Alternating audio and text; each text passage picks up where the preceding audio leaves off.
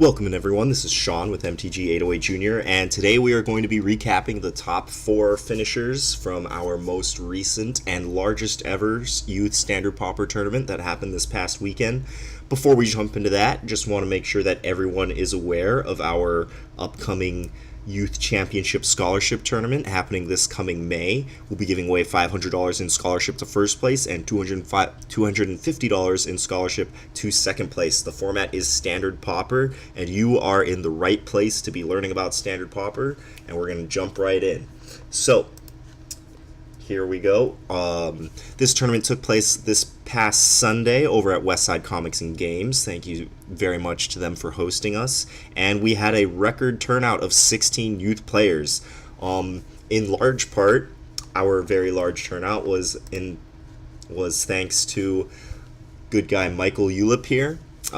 Mike is a local player. I've run into him a couple times at local FNMs, and he teaches 4th grade over at August Aarons Elementary School. He started his Magic Club in about October of last year and has been working his kids up to getting them ready to play in tournaments, and he did a great job coordinating all of his students to come and participate in the tournament this past weekend. So shout out to Mike for bringing all his kids. They were the youngest of the players at the tournament, but they all had a good time. They all learned something, and they all walked away with some sweet prizes. So shout out to all the August Aarons kids who decided to come out and play some Standard Pauper with us. So, record turnout, 16 players, our largest Youth Standard Pauper tournament. And here is our top 4. We had Joe from Nanakuli High playing Blue-Red Improvise. He took first place. We had Aiden from Washington Middle School playing Green-Blue Merfolk. He took second place. Naya from Kavaihona Public Charter School came in third place. And rounding out the top 4, we had Jack from Nanakuli High coming in fourth place playing Red-White Aggro. Naya in third place was playing Blue-Red Pirates. So that was our top 4. We're going to be taking a look at those 4 decks today, but just kind of a big picture. It's very encouraging to see our top 4 this week was very different than our top 4 from 2 weeks ago. So it's just a sign that the Standard Pauper metagame is wide open. There's tons of viable decks. They're all tons of fun to play, and whatever strategy you like playing the most, you can just pick up a deck and start jamming it. So all of the decks that we're going to be taking a look at today, we will have links in the description for these text versions of the decks if you want to take a look at those.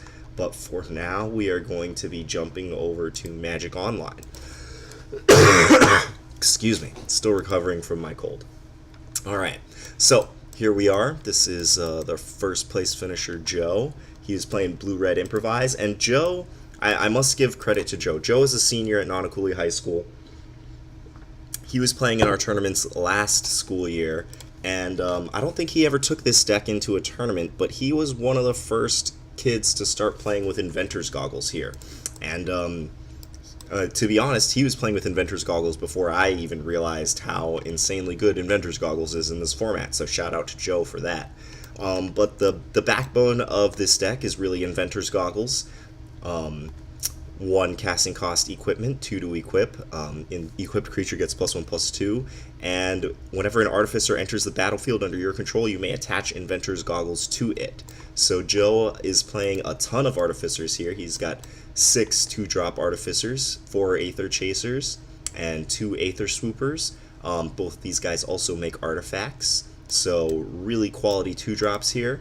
And then moving up his curve, he's got 4 Sweatworks Brawlers. Sweatworks Brawler has Improvise, which says you can tap artifacts as you're casting this to reduce the cost by 1. So he could play this as early as turn 3, and since it's an Artificer, Inventor's Goggles would strap right onto it. Same with Aether Chaser and Aether Swooper. Right? Aether Chaser is a 3/3 first striker on turn 2 if you played Inventor's Goggles on turn 1. Aether Swooper is a 2/4 flyer on turn 2 if you played Inventor's Goggles on turn 1. So all of these Artificers, very powerful if you have a turn 1 Inventor's Goggles. So Sweatworks Brawler can come down on turn 3. It can be a 4/5 menace, and the big heavy hitter with the all-star keyword Hexproof, Bastion Inventor, can come down as a 5/6 Hexproof if you have Inventor's Goggles in play. So Hexproof, there were multiple times throughout every tournament that I've seen Bastion Inventor be played in where people have the students would try to target Bastion Inventor and just forget that it had Hexproof, and I had to give many reminders throughout the day that no, you can't target that guy. Hexproof is it's a rain on your day sort of mechanic. But anyway, so he's got a bunch of Artificers in his deck, and then at the top of his curve, he's got 4 Gear Seeker Serpent, right? It does not have Improvise, but it is still, the cost of Gear Seeker Serpent is still reduced by the number of artifacts that Joe has in play. He has, excuse me, he has the Inventor's Goggles, which are really the backbone of the deck, as well as 3 Prophetic Prisms. One of the things that I'm learning the more I'm seeing this format and playing this format is that the 2-color aggro decks sometimes struggle getting the correct colors on time. So Prophetic Prism, it's an artifact. You can tap it to reduce your Improvise guys. It counts for Gear Seeker Serpent, but it also fixes your mana, right? There were a couple games I saw Joe play where he only had one of his colors, but Prophetic Prism kind of allowed him to keep going throughout the game. So Prophetic Prism is a nice kind of catch-all card, lets him draw a card that helps reduce his artifact guys, provides synergy for artifacts, and fixes his mana. So those are the only artifacts that Joe has in his deck. But his 2-drops, Aether Chaser and Aether Swooper, they also make artifacts, right? When they attack, you can spend 2 energy to make a servo. Same with Aether Swooper. And they each make 2 energy when they come into play. So if you count these as artifacts, he's got 6, 9, 13 artifacts in the deck, right? To help reduce, he's got the full 12 creatures that are reduced cost for artifacts. So lots of synergy there for Joe's deck. I would like to see a couple more artifacts in the deck since he is so reliant on having artifacts in play. Some suggestions I made to him: of course, I always said, Joe, you need to be playing Hone Kopesh. Hone Kopesh is just amazing in this archetype. You can tap the equipment to reduce the Improvise guys. It makes Gear Seeker Serpent cheaper, and it's just all around good with just any creature. So Hone Kopesh, definitely a consideration for this deck, as well as Renegade Map, right? He's playing 22 lands. You could shave a couple of lands, at least 2, maybe even 3, and then play a couple Renegade Maps. So Renegade Map, it can turn into a land when you need it to, but if you already have a bunch of lands in your hand, it will be in play as an artifact that can help reduce the cost of Sweatworks Brawler, Bastion Inventor, or Gear Seeker Serpent. It can also count towards your artifact count for Welding Sparks. Joe chose to play the full 4 Welding Sparks. It's a 3 mana instant, deals X damage to target creature, where X is 3 plus the number of artifacts you control. So no matter what, Welding Sparks is going to deal 3 damage, and it will increase that by 1 for each artifact that you control. So when I played against Joe in the end boss match, Welding Sparks, he went turn 1 Inventor's Goggles, turn 2 Aether Swooper. I think he played Aether Chaser, so he had a 3/3 first strike. I had a turn 1 Inventor's Goggles. I played a turn 2 Aether Swooper, so I had a 2/4. I thought I was sitting pretty and I would be able to block his creature, but then he went turn 3 Welding Sparks, kill your 2/4, because he had Inventor's Goggles in play, which meant Welding Sparks dealt 4 damage, and killed my blocker and just started beating me down. So yeah, Welding Sparks can take down some large creatures, and just a very solid removal spell. Joe's got a couple more removal spells here in his deck. He's got a split between Shock, right? We've spoken many times about how good Shock is in this format, as well as 2 copies of Chandra's Pyrohelix. 2 mana, deal 2 damage, divided as you choose among 1 or 2 target creatures and or players. Picking off a bunch of small creatures with this, or it's just a slightly more expensive shock if you need it to be. So he's got a little bit of versatility there in his removal spells. And then rounding out the rest of his deck, he's got a couple of draw spells, Hieroglyphic Illumination and Tezzeret's Ambition. Joe really likes playing grindy blue decks. Tezzeret's Ambition, 5 mana, draw 3 cards. If you control no artifacts, discard a card. I think I only saw him cast this once where he had to discard a card, but it is a very powerful card. If you make it to the long game with Tezzeret's Ambition will pull you ahead if you're trading 1-for-1 in the early game. Hieroglyphic Illumination, kind of a split card. If you need to draw lands early in the game, you can cycle it. If you need to draw spells later in the game, you can cast it for 4. Very solid card. Having so many draw spells in the deck does mean the deck is a little on the slow side, but because his big giant creatures can come down for reduced cost, that kind of makes up for it a little bit. When I did beat Joe in the end boss match, I was playing mono blue aggro, which I will talk about more in depth in a different deck tech. But in that match that we played, I ended up out-tempoing him.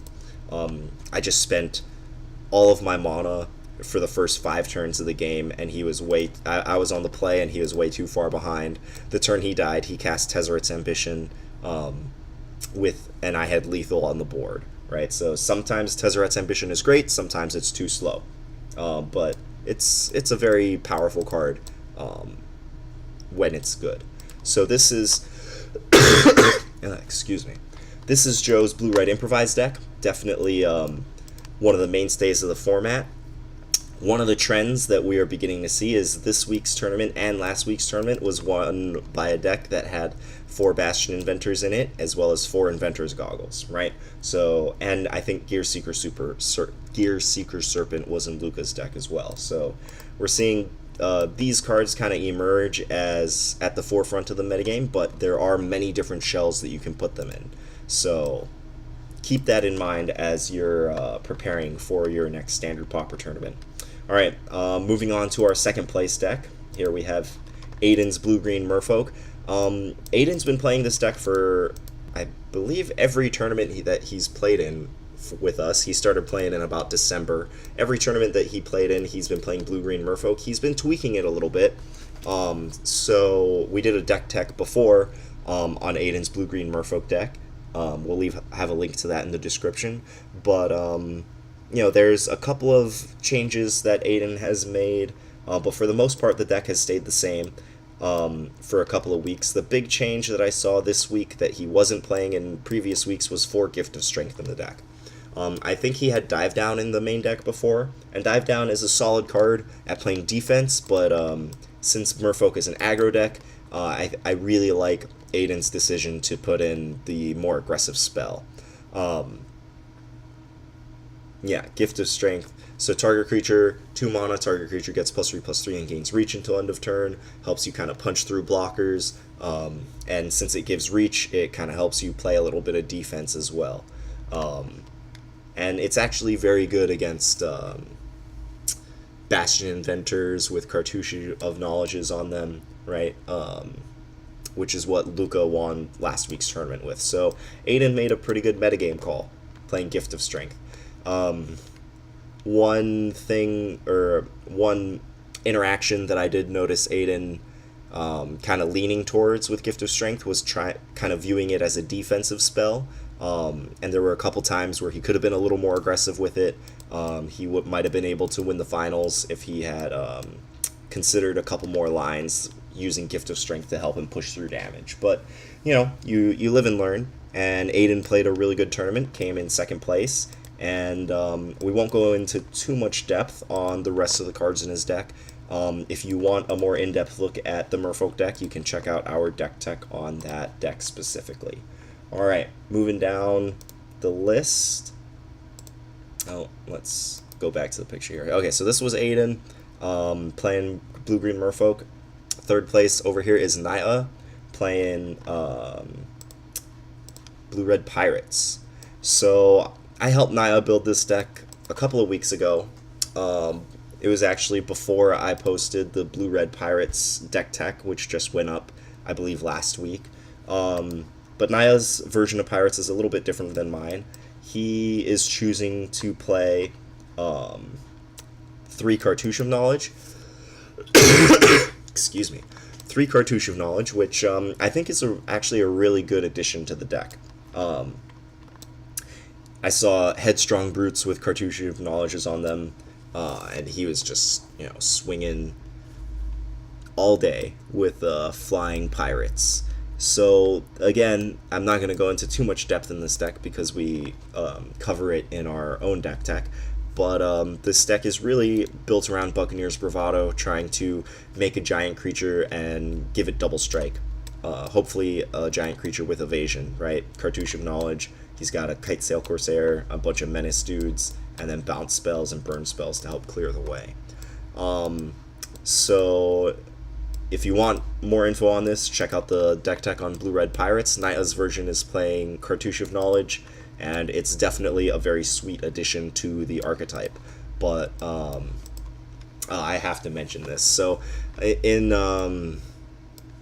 wasn't the top 4, but Naya and Joe were playing in round 4. They were both locked for top 4. They were 3-0 at this point. They played in round 4, and I think Naya ended up losing the match, but he won game 1 by killing Joe exactly. I think it was a Kite Sail Corsair with a Pirate's Cutlass on it, and then Buccaneer's Bravado, and he just dealt 10 to Joe out of nowhere, right? Like, Naya was dead on board, was definitely going to die, but then just attacked with his 1 creature, and then dealt 10 damage, and that was a real sweet turn. Alright, so the Pirate deck did its thing. One hit kills out of nowhere.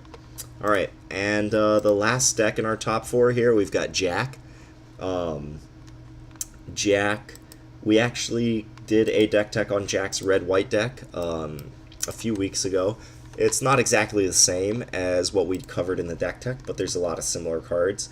One addition to the deck that Jack had here is Dual Shot. 1 mana instant. Joe was playing Chandra's Pyrohelix, which does a similar thing. Pyrohelix, you can split up the damage, or you can choose to deal both damage to 1 creature. Dual Shot is 1 cheaper than Chandra's Pyrohelix, but you have to split up the damage. So it's a little less flexible, but it's cheaper. Jack was getting 2-for-1s all day with this card. It was great. There was lots of different creatures in the metagame out there that have 1 toughness, and Dual Shot was doing some work for Jack. So Jack kind of drew on a couple of different synergies here. He was playing Dual Shot, but he was also playing the Fling Brute Strength combo. I didn't see him pull off this combo exactly at any point in the tournament. He might have, but he definitely cast both of these cards very effectively throughout the tournament. I don't know if he had both of them together, but he was playing both of the cards, and they were doing some work for him, helping him finish off some opponents at low life. Jack is a really big fan of this card, Inspiring Roar, especially when it's buffing up his favorite creature, Sacred Cat. And yeah, not much else to say about this deck. I'm not a huge fan of Cartouche of Zeal, but it is a very aggressive deck, helps kind of push through damage in one big turn. I prefer cards like Hone Kopesh that kind of give you recursive value over time, but Cartouche of Zeal is definitely a powerful option at kind of helping push through the burst damage. So that is our top 4 from this tournament. So as I said, all the text versions of the decks are going to be in the description, so check those out if you want a better look at those. And let us know what you think about our top 4. Congratulations once again to our top 4 competitors, and congratulations to Joe for winning the tournament. Let us know what decks you want to see turned into gameplay videos. We got a request to turn Blue Red Pirates into a gameplay video, so we'll be trying to do that at some point this week or next week.